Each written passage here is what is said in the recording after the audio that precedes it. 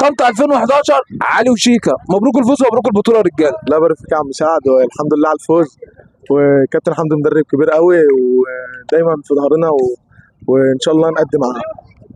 الحمد لله على الفوز، وكابتن حمدي تعب معانا وطول الموسم بنتعب، وده الحمد لله بالتوفيق من جبت انت ربنا. جول النهارده، خلصت ريحت الكل. ايوه يا كابتن، ده من توفيق ربنا والحمد لله، وان شاء الله نفوز اكتر.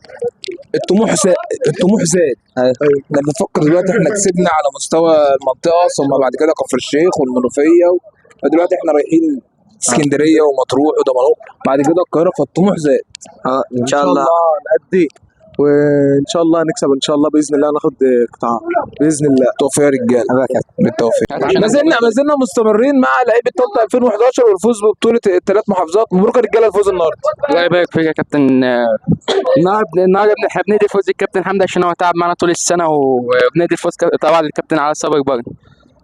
طبعا كابتن حمدي الحمد لله على الفوز، وكابتن حمدي تعب معانا في فتره الاعداد، والحمد لله اشكر ربنا اول حاجه، ثانيا كابتن حمدي ومجهود اللعيبه كلهم قدموا حلو وممتاز والحمد لله يعني.